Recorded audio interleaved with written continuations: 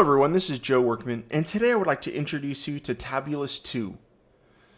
Tabulous has been completely rewritten with over 75 amazing updates. It's still easy as ever to implement, and it is absolutely brilliant on mobile devices. As you see, Tabulous provides a great tabbed slider interface that allows your users to easily navigate through tabbed content areas. Now let's jump in and see some of the amazing new features of Tabulous2. Now I should note that Tabulous has a lot of settings, and I'm only going to touch base on just a few of them in this video, and make sure you look out for a more advanced in-depth tutorial coming soon. The top level settings, we have Tabulous Slide Container. This actually affects the actual slide container that contains each slide that you'd like. The first setting obviously contains the slide count, that is the number of slides and tabbed content that you'd like to have. Next down we have the container. We actually allow Tabulous to be either the normal tabbed container or a generic slider, which actually removes the tabs. You can then obviously change the background color to be solid, a tiled image, or transparent. You can change the content padding. You could add rounded corners. You can also add a drop shadow. Now the next settings control group is the slide transitions. This allows you to configure the slide effects as well as the speed of those effects between each slide transition. You could turn on auto slide, which allows you to have an automatic slideshow, or else the users need to manually click through the tabs to see the content. We also support dynamic height, which allows the Tabulous stack to actually adjust height based on the size of the contents within each tab. The next setting group is the Tabulous tab setting, which, as you may think, actually controls the style and some other attributes of the actual tabs.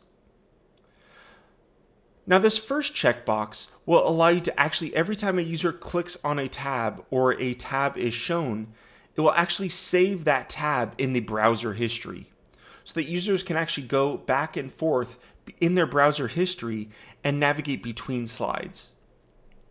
You can then adjust the position. Do you want the tabs to be on the top as default, or do you want them to be on the bottom of the stack? Do you want your tab alignment to be centered, left, or right? And an amazing new feature is the gutter. This allows you to actually separate the tab contents from the container, which gives you a nice navigation menu type feel instead of a tab feel for your stack. You can then adjust the padding for it, as well as add rounded corners to each tab element.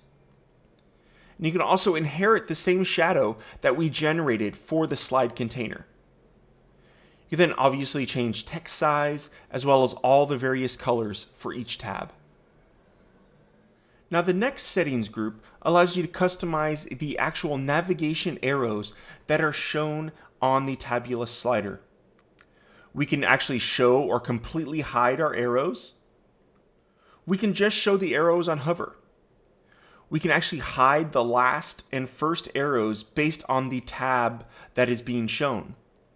So if we are at the last tab, the next arrow will not be displayed. And if we are on the first tab, the previous arrow will not be displayed. We can configure the size of our arrows, as well as the vertical positioning within the left and right sides that we'd like to have our arrows. And then last but not least, we can actually configure our custom arrow images rather than the default ones that ship with Tabulous.